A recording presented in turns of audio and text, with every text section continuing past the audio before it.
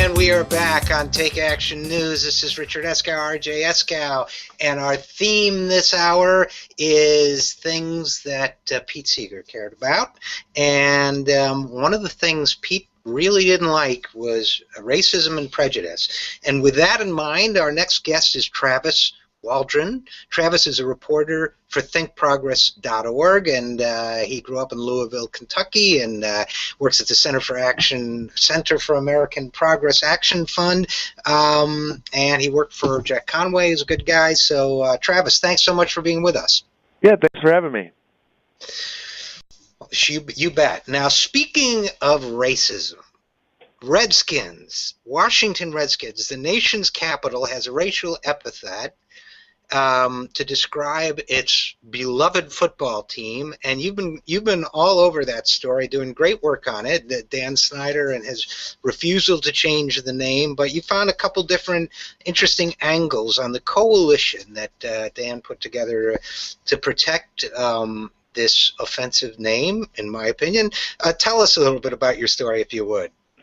Yeah, so we started out with kind of wanting to put together a history of the name and the campaign against it, and it's fascinating that there have been these groups and activists fighting against not just the name of the Washington football team, but Native American imagery and mascots and logos in sports for decades now, and in the course they decided to oppose and really challenge this name. It's kind of the biggest, most well-known use of Native American imagery and names in sports, I think. And, the Redskins, for most of their history, have kind of ignored it. And we found out through the course of our reporting that they had actually leaned on a few top-tier Republican consultants to kind of figure out what their message was going to be on the name.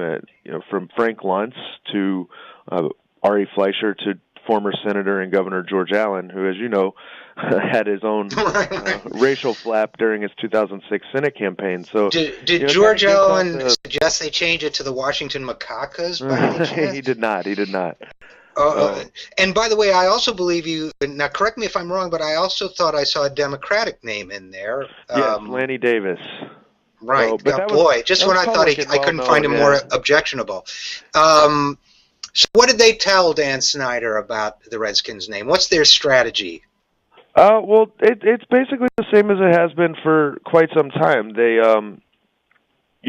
they leaned on the fact that this is historical, that back in the 1930s they chose this name to what they said was honor a man named Lone Star Dietz, who was the second head coach of the team, claimed that he was a Sioux Indian. The history behind him shows that he might not have been, probably wasn't an Indian, based on the research that a historian named Linda Wagner did into him.